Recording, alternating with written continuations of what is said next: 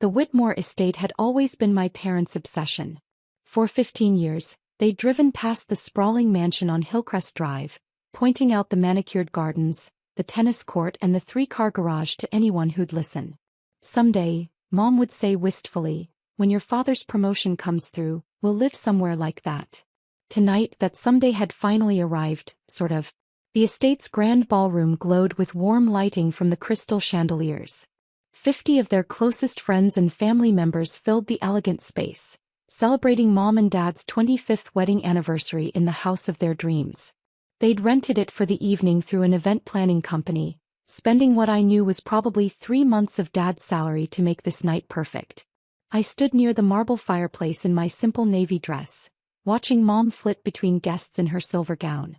She was radiant, finally getting to play hostess in the kind of setting she'd always imagined she deserved. Dad looked distinguished in his rented tuxedo, gesturing proudly at the imported Italian marble floors and hand-painted ceiling frescoes. "Can you believe we're actually here?" my sister Amanda whispered to me, appearing at my elbow with a glass of champagne. At 32, she was the family's golden child, the successful marketing executive with the perfect husband and 2 adorable kids. "It's beautiful," I agreed and meant it. The estate really was stunning, with its floor-to-ceiling windows overlooking the gardens and the grand staircase that curved elegantly to the 2nd floor. "Mom's been planning this for 2 years," Amanda continued. "She wanted everything perfect for their anniversary. Did you see the ice sculpture? And those roses must have cost a fortune." I had seen them. Imported white roses arranged in towering displays throughout the ballroom, probably costing more per stem than most people spent on entire bouquets. The kind of extravagance that looked effortless but represented months of careful budgeting. "Sophie." Dad's voice boomed across the room. "Come meet some people." I walked over to where he stood with a group of his co-workers from the insurance company, all dressed in their finest suits and looking slightly overwhelmed by the grandeur around them. "Gentlemen," Dad announced proudly, "I'd like you to meet my youngest daughter, Sophie." His chest puffed out with the same pride he'd shown when introducing the mansion's features earlier. Mr. Richardson from Dad's office smiled politely. "Lovely to meet you, Sophie. What do you do?" Before I could answer, Dad jumped in. "Sophie's still figuring things out," he said with a chuckle that didn't quite hide his embarrassment. "She works with computers, some kind of freelance thing." The men nodded with the kind of understanding that comes from having children who've disappointed them in similar ways. "The tech field can be challenging," Mr. Patterson offered diplomatically. "Oh, it's not really tech," Dad corrected quickly. "More like computer repair work. Small stuff, you know." "She works out of this tiny apartment downtown." Mom appeared beside us, having overheard the conversation. "We keep hoping she'll find something more stable," she said with her practiced social smile. "Something with benefits and a real future." Mrs. Wellington, Mom's book club friend, tilted her head sympathetically. "How old is Sophie now?" 28, Mom said with a slight sigh. "Still living in that cramped little place on Oak Street. 1 bedroom, can you imagine?" At her age, Amanda already had her first house. Right on cue, Amanda joined our circle with her husband Mark and their 2 perfectly dressed children. "Are we talking about career paths?" she asked brightly. "Just explaining Sophie's situation," Dad said. Mark, who worked in commercial real estate, nodded knowingly. "The gig economy can be tough. No stability, no benefits, no real asset building." "Exactly," Mom said, warming to her theme. "Sophie could have gone into teaching or nursing or any number of respectable fields. Instead, she insists on this computer hobby." The word hobby hung in the air like incense, sweet and suffocating.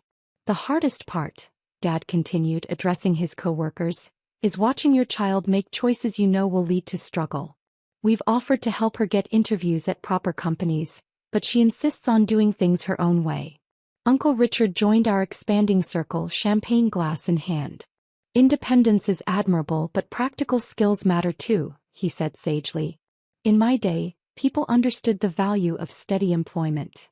"That's exactly right," Mom agreed. "Sophie has always been different. Creative, I suppose you could say. But creativity doesn't pay the bills." Mrs. Wellington made a sympathetic noise. "Some children just take longer to mature." I stood there, smiling politely while they dissected my apparent life failures. It was actually fascinating in an anthropological way, watching how quickly a group could construct and reinforce a narrative that made them feel wise and successful by comparison. The really concerning part, Mom continued, lowering her voice to what she thought was a whisper, is that she seems content with so little. Living in that tiny apartment, driving that old Honda, shopping at discount stores. At 28. It's like she has no ambition. Aunt Carol nodded understandingly. Some people just aren't motivated by success. She could have had such a different life, Dad said wistfully. Good grades in college, plenty of opportunities. But she chose this path. Mark shook his head. Real estate is all about location and investment. That apartment she's renting on Oak Street. The whole building's probably worth less than what we spent on Amanda's kitchen renovation. Amanda laughed. Don't be mean, honey. Sophie's doing her best. Of course she is, Mom said quickly. We love her dearly. It's just difficult to watch. The conversation continued around me, each family member and friend adding their own observations about my apparent lack of direction. The irony was so perfect I had to press my lips together to keep from smiling. The thing about the computer industry, Uncle Richard said with authority, is that it's constantly changing. People who don't keep up get left behind. That's why traditional careers are safer. Exactly, Dad agreed. Insurance, real estate, marketing, these are fields with staying power. Fields that require real skills, Mark added. Not just tinkering around with computers. I glanced around the magnificent ballroom, taking in the hand-carved moldings, the original oil paintings, the Persian rugs that probably cost more than most people's cars. My parents had dreamed of living in a place like this for so long. The irony was almost too delicious. Well, I said quietly, at least you get to enjoy all this tonight. Oh, we are. Mom said, her eyes lighting up.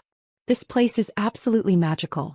The owners must be incredibly successful to afford something like this. Probably tech money, Mark said dismissively. Some startup that got lucky with timing. Or inherited wealth, Dad suggested. Old money families who've never had to work for anything. I pulled out my phone and opened my documents folder. Actually, I said, would you like to know who owns this place? Oh, that would be interesting, Mrs. Wellington said. I've always wondered about the people who live in these grand estates. I turned my phone screen toward the group and opened the property deed. The current owner is listed right here. Dad leaned in to read, adjusting his glasses. Whitmore Estate. Purchase 2022. Owner. His voice trailed off as his eyes found the name. Mom moved closer, squinting at the screen. Sophie. Mitchell. That's me, I said calmly. The effect was immediate and devastating. Dad's champagne glass slipped from his fingers and shattered on the marble floor. Mom's hand flew to her throat.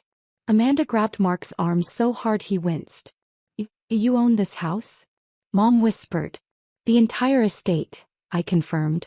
Purchased it 18 months ago through my company Mitchell Holdings.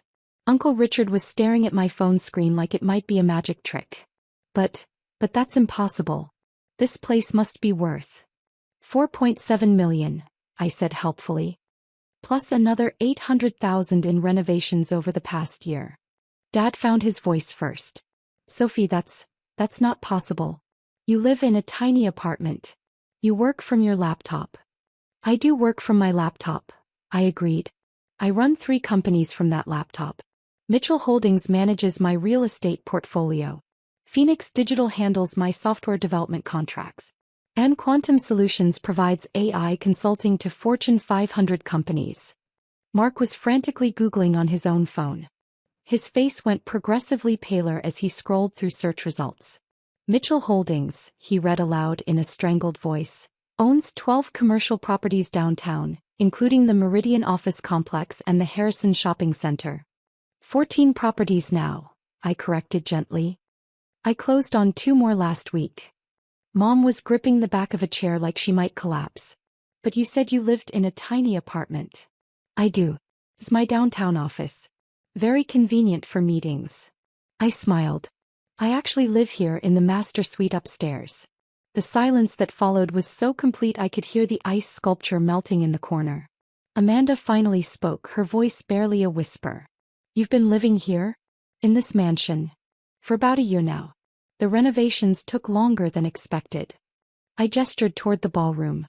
I had this room restored specifically for entertaining. The original frescoes were damaged by water leaks.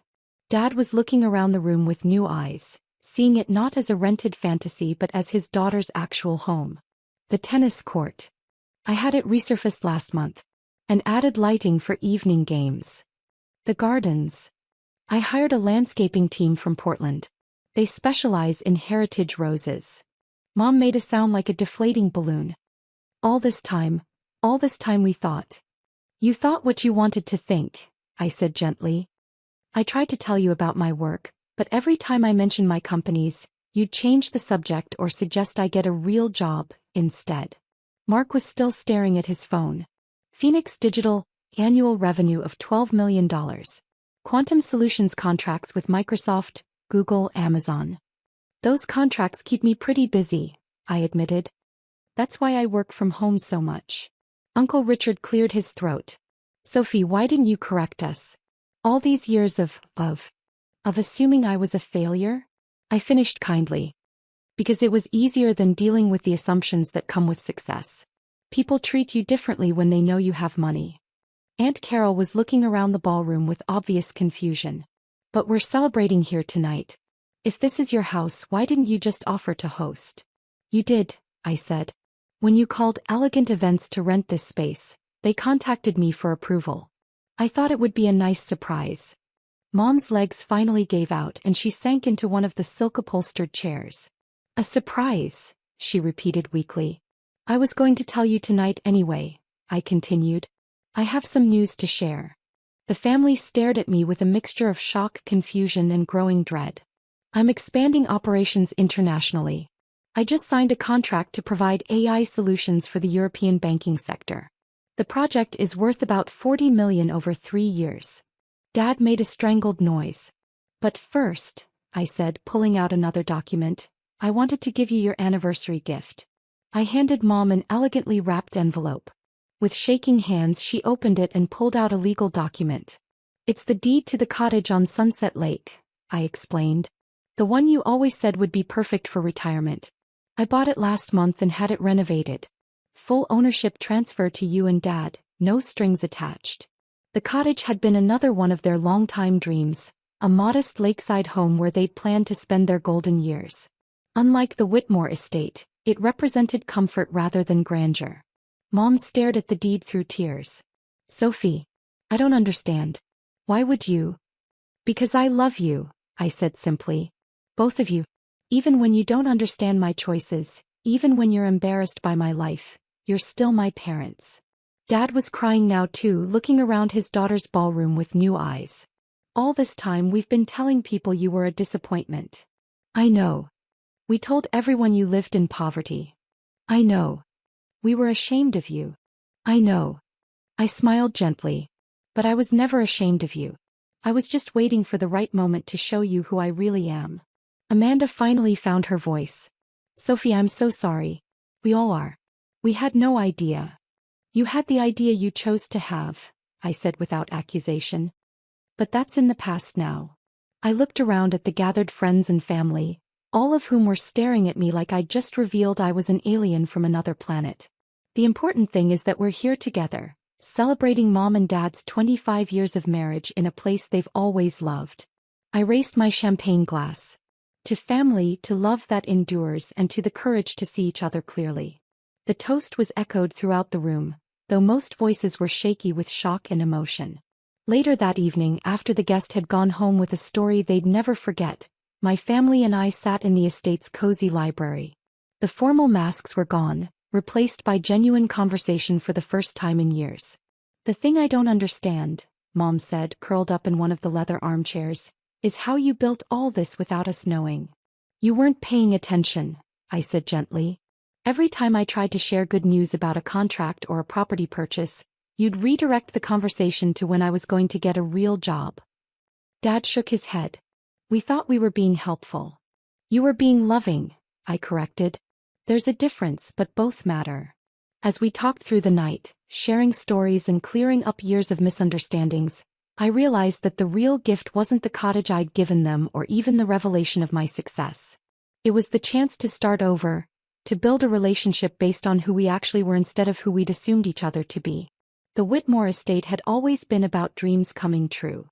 Tonight, in ways none of us had expected, it finally was.